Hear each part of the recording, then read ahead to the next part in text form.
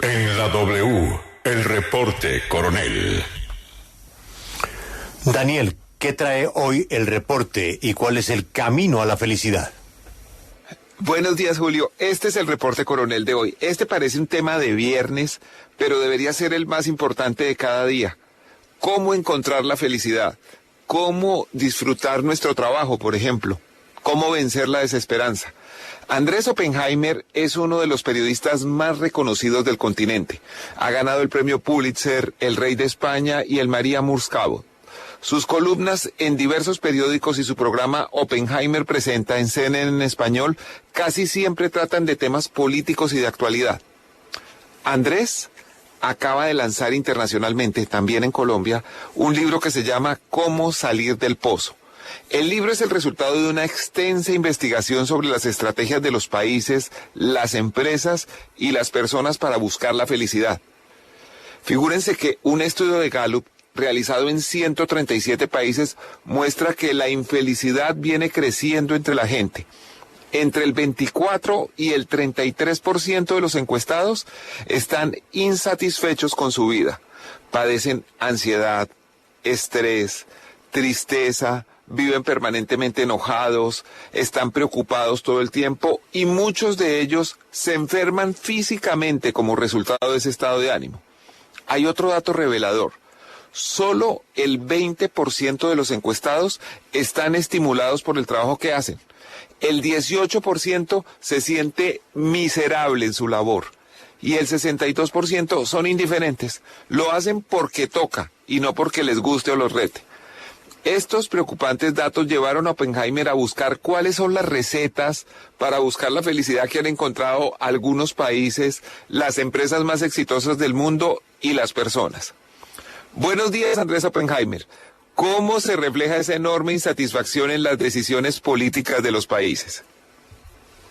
Buenos días, Daniel. Gusto en saludarte. Daniel, como tú lo has dicho, hay una ola de desesperanza en el mundo y, por supuesto, en América Latina y, por supuesto, en Colombia. Fíjate que otro dato que doy en el libro es que en el ranking mundial de la felicidad, que es el ranking más importante, porque hay dos tipos de rankings. Hay un ranking que mide la alegría de los países, y ahí Colombia sale bastante bien parada. Pero en ese ranking te preguntan cuántas veces sonreíste en las últimas 24 horas. Pero ese ranking mide la felicidad pasajera, porque los mismos países que son muy alegres también son muy deprimidos. A la misma persona le preguntas cuántas veces sentiste angustia ayer, y también Colombia parece muy alta, pero en los rankings más importantes, que son los así llamados de satisfacción de vida, donde te preguntan en una escala del 1 al 10, ¿cuán feliz eres? Ahí Colombia, por ejemplo, y casi toda América Latina, salimos muy, pero muy mal parados. Colombia este año, en el reporte mundial de la felicidad, salió número 72 de 137 países. O sea, los latinoamericanos tenemos fama de ser amigueros, familiares, rumberos, pero en materia de si estamos satisfechos con nuestra vida, no, porque nos falta techo, comida, o sea, hay mucha pobreza. Entonces, los países que salen más arriba en esos rankings son los países escandinavos, por ejemplo, y otros países bastante desarrollados. Y por eso, Daniel, como tú bien decías, en los últimos 6 años fui a todos estos países y a otros que están haciendo cosas muy, pero muy innovadoras, como Inglaterra, como Bután, como India, para ver qué están haciendo para no solo combatir el atraso económico y el populismo, sino también aumentar la felicidad. Y me encontré con soluciones fantásticas. ¿Cuáles son esas soluciones, Andrés? ¿Qué debe hacer, por ejemplo, un gobernante para que contribuya su gestión a ser más felices a los ciudadanos? Daniel, el crecimiento económico es fundamental. O sea, de eso no hay duda. Pero no es suficiente. Es indispensable, pero no es suficiente. Entonces, por ejemplo, te cuento 1, 2 o 3 cosas que encontré. En Gran Bretaña hacen un censo 2, 3 veces por año de la gente preguntándole cuán feliz es, en una escala del 1 al 10. Y entonces encuentran que en una cuadra o en una zona hay mucha gente infeliz. Suponte que encuentran que en tal cuadra de Bogotá o de Medellín hay un gran número de gente infeliz. Y puede ser porque, por ejemplo, había una fábrica, la fábrica cerró, los jóvenes se fueron, quedaron los ancianos están solos, están tristes, están deprimidos. Entonces, ¿qué hacen? Mandan un asistente social, le preguntan a la gente qué se puede hacer, qué les gusta, qué hobbies tienen, y después ponen un club de ajedrez o unas clases de danza en la escuela secundaria de la esquina después de horas. Otra cosa que hacen, por ejemplo, y eso que parece trivial, parece pequeño, es una solución que le cambia la vida a muchísima gente. La gente está sola, la gente no tiene propósito en la vida, la gente no tiene amistades, y cosas tan pequeñas como esas te pueden aumentar enormemente la alegría de la gente. Otra cosa, por ejemplo, que me encontré que me fascinó fueron las escuelas de la felicidad en la India. En Nueva Delhi, todos los niños de todas las escuelas públicas de Nueva Delhi tienen 1 hora por día de clases obligatorias de felicidad. Y Daniel, cuando me contaron eso me pareció un chiste, pero cuando fui y me senté ahí y vi lo que hacen, me quedé maravillado. Ejemplo. ¿Y qué se enseña en una clase de felicidad? Todos los días de la semana, otro tema. Todos los días de la semana, otro tema. Por ejemplo, los lunes aprenden a meditar. Meditación guiada. Yo soy una persona que siempre he tratado de meditar, jamás lo he logrado. Me distraigo a los 5 segundos. Ojalá lo hubiera aprendido de niño. Estos niños lo aprenden desde pequeños en escuelas y eso les hace una diferencia importantísima en la vida. Los martes, por ejemplo, aprenden la tolerancia con el fracaso. Les enseñan desde pequeños que todos fracasamos en la vida, todos tenemos traspiés. Y la gente se puede levantar y seguir adelante y ganar. Y lo hacen de una manera muy efectiva, Daniel. Lo hacen, por ejemplo, con historias de famosos con los que los niños se sienten identificados. Por ejemplo, el maestro, la maestra cuenta la historia de Messi. Messi venía invicto 36 partidos antes del Mundial de Qatar. No habían perdido un partido en la selección argentina. Llegan a Qatar, pierden contra Arabia Saudita, un equipo realmente malo, o por lo menos nadie esperaba que le ganara a Argentina. Bueno, Argentina perdió contra Arabia Saudita y Messi salió a los micrófonos a decir, bueno, sí, hemos perdido, pero hay que dar vuelta a la página, hay que seguir para adelante, no hay que dejarse abatatar por una derrota, esto no es un traspié pasajero. Bueno, terminaron ganando la Copa Mundial. Con ejemplos como esos todos los días, los niños se familiarizan desde muy pequeños con la idea de que los fracasos son inevitables y que no hay historia de éxito que no sea el resultado de varios traspiés. Y así, Daniel, todos los días de la semana tienen clases, por ejemplo, los miércoles de trabajar en equipo, y todo eso está muy, pero muy bien programado en libros de texto con ejercicios diarios.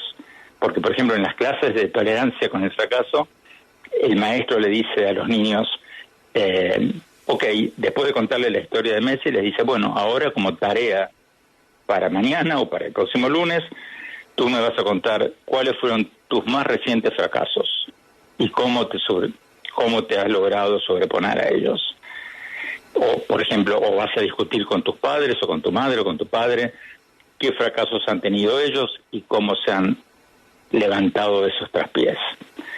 Así, Daniel, desde muy pequeño los niños se ahorran unos golpes terribles que nosotros nos hubiéramos evitado si desde pequeños nos hubieran enseñado que todo el mundo fracasa varias veces y que los triunfadores fracasaron muchísimas veces antes de triunfar y después de triunfar siguen muchas veces fracasando. Dos claves que nos da combatir la soledad, buscar la compañía, ser tolerante al fracaso, aprender las frustraciones. Pero en la vida cotidiana, ¿qué puede hacer, por ejemplo, el jefe de una empresa, Andrés, para aumentar la felicidad de su equipo? Promover el optimismo realista, Daniel. Yo doy un ejemplo ahí de una historia que cuentan en algunas empresas, en algunos países que he visitado. Cuento varios ejemplos de lo que pueden hacer las empresas, pero uno que a mí me fascina es el cuento de los dos ejecutivos de fábricas de zapatos británicos que fueron a África a principios del siglo pasado. 2 fábricas de zapatos inglesas mandan ejecutivos a África a ver qué negocios pueden hacer ahí. Uno llega, mira y manda un telegrama. Y el telegrama que manda su jefe dice: malas noticias. Acá nadie usa zapatos. Me regreso la semana que viene. Y el otro, que ve exactamente la misma realidad, manda un telegrama a su jefe diciendo: buenísimas noticias. Acá nadie usa zapatos. Tenemos una oportunidad de oro. Entonces, fomentar el optimismo realista, porque no se trata tampoco de fomentar un optimismo iluso, ver el vaso siempre medio lleno, pero crear una cultura, y en el libro cuento cómo lo hacen, crear una cultura de optimismo en una empresa es fundamental para aumentar la productividad y para aumentar la felicidad de la gente. Mil gracias a Andrés Oppenheimer, periodista reconocido internacionalmente. Él presenta su libro Cómo salir del pozo. Vale la pena leerlo. Hay un bonus track. Hace unos días les contamos del Centro de Atención Prioritaria en Salud de Bravo Páez en Bogotá, una obra que está abandonada y que debió ser entregada hace 2 años y medio.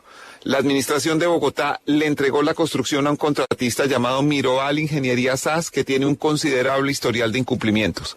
La funcionaria Claudia Lucía Ardila me pide el derecho de réplica frente a afirmaciones del concejal Diego Cancino, quien se refirió aquí a esa obra como un elefante blanco. Aquí está su réplica. Soy Claudia Ardila. Con relación a las declaraciones del concejal Diego Cancino en días pasados en el programa de Daniel Coronel, quiero aclarar algunas cosas. Dice el concejal Cancino que estoy destituida por la Procuraduría. Aclaro que no he sido investigada, ni mucho menos destituida por la Procuraduría. Sigo siendo la gerente en propiedad de la Subred Centro Oriente y actualmente me encuentro incapacitada médicamente por una situación de salud, después de la cual me reintegraré. Asegura además el señor Cancino que firmé una adición un día antes de mi presunta destitución. Ya aclaré que no he sido destituida y para el mes de marzo de 2021, en el cual se hizo la firma de este contrato, yo estaba por fuera de la subred y en mi reemplazo estaba la doctora Liliana Martínez Merizalde, quien fue la que firmó el contrato con Miroval. Afirma Cancino que estoy investigada desde el COVID. Estas investigaciones no son inusuales. Y una vez demostrado el estricto cumplimiento de la normatividad y la transparencia de los procedimientos, terminan siendo archivadas como ha sido en mi caso. Me acusa Cancino también de practicar una presunta corrupción sistemática en los procesos de contratación. Rechazo contundentemente lo dicho por este concejal, ya que no soy corrupta como se ha demostrado en las decenas de investigaciones que se me han adelantado y archivado por falta de sustento probatorio, basadas en temerarias afirmaciones calumniosas y disfrazadas de control político, hechas por concejales como el señor Cancino, que hacen uso proselitista de la calumnia, afectando mi buen nombre y prestigio profesional. Finalmente, y agradeciendo por este espacio a la W y al periodista Daniel Coronel, exijo al concejal Cancino se retracte de sus afirmaciones ultrajantes y excluya de su campaña la afectación de mi honra. Muchas gracias. Bueno, acaba de morir la senadora Dianne Feinstein, demócrata de California. Tenía 90 años, fue una mujer muy importante en la política de Estados Unidos. Este fue el reporte Coronel de hoy. Muchas gracias.